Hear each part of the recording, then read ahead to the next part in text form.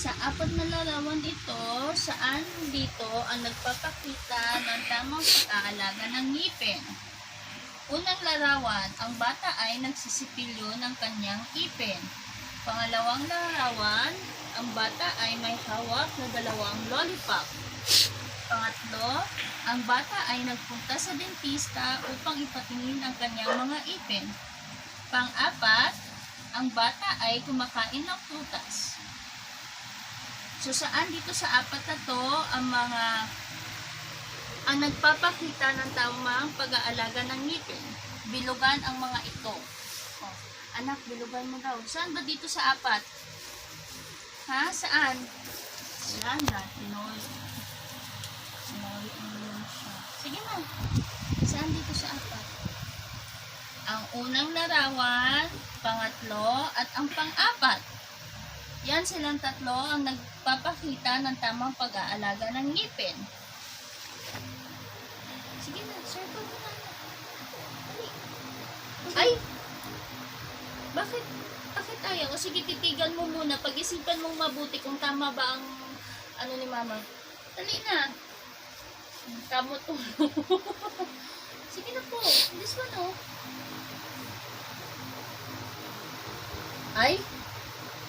Ay, ayan na naman siya. Wala na naman kami sa mood gumawa ng module. Ayan na naman. Hawakan mo tong pencil. Alalayan ka ni mama. Dali na. Ay. Daddy, anong gagawin natin dito? Palo. Mamili. Wala ng time zone. Palo ng hanger. Or wala ng YouTube. Choose. Abi, inaantok ang estudyante. Sige na. Bilugan ito. Bilugan mo. Sige na Ikaw, ang bilis-bilis mo sa ibang bagay, pero pagdating ng module, ano pa? Sige na po.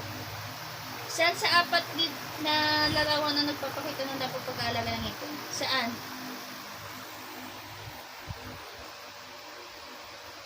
Tignan mo, kumakain siya ng apple.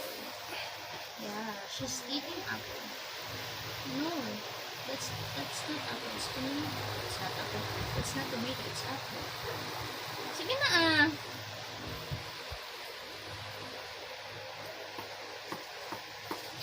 Walang magsa-cellphone magdamag maghapon na. Walang gagamit ng cellphone. Wala siya sa mood. Wala muna sa mood. Oh, ito na lang. Oh, next tayo. Ito tayo sa pangatlo. Ito. Pagtugmain ng linya ang magkapares na larawan. AC, dito. Alin ka muna kasi. Ala, daddy, oh. Tamad na naman, oh. Huwag ganyan, nak. Ay. Hindi pwedeng katamad-tamad. Ang taong tamad, hindi umaasenso, ha? Bata ka pa lang, ganyan ka na? Wala. Hit ulo niya. Sakit ulo mo? Hit ulo niya sa module. Magsakit-sakit ulo sa module, ha? Hit ulo niya sa module. Oh.